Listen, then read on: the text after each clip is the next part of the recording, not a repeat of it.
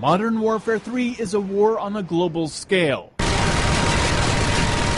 You'll jump from country to country trying to end World War III.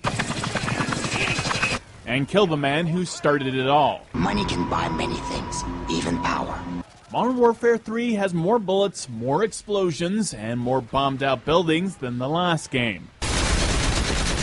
If action were sugar, this game would rot your brain. The pacing is in fact better than its predecessor, and the story is easier to follow. The weapons feel good, the set piece is alive, but you do get tunnel vision from having your hand held all the time. The game is on the very edge of being an on-the-rails shooter. This is not a game you explore, it's a game that tells you where you're going to go.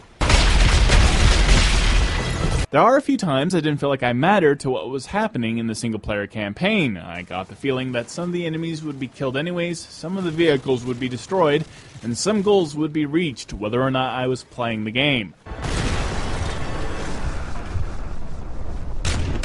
On the average setting, it was pretty easy, so I recommend you increase the difficulty when you play this game. Wake up MI5 and notify them that we have an imminent threat. Modern Warfare is feeling less like a military shooter now and more like a James Bond film, full of impossible close calls, scenarios, and cheesy plot lines. But that's not necessarily a bad thing. Look, Mommy, there's birds!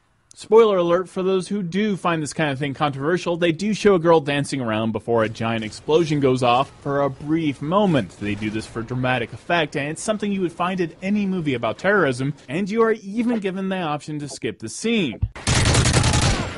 Controversial plot points aside, the multiplayer is the real show. It's tighter, everything that you liked about the previous multiplayer experience is back and it's slicker. But the real improvement to the entire game is Spec Ops mode. They've refined it. It actually teaches you the maps before you ever play them online, and it has a lot more potential now that you can purchase your own reinforcements, turning this first-person shooter into an actual strategy game. Closed air support is available for tasking. And strategy is exactly what the Modern Warfare series has been missing since the first game. The graphics are fluid but cartoony looking when it's compared to Battlefield 3. The sound design pops, and the actors actually do a fantastic job.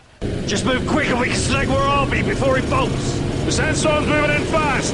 We'll have one shot at this. If you liked Modern Warfare 2, you will not be disappointed. They've improved a lot, but they still haven't given you much freedom of movement or choice in the single-player campaign.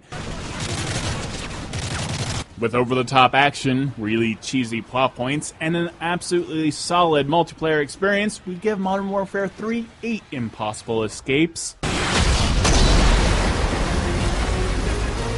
out of 10. For in-game at MSN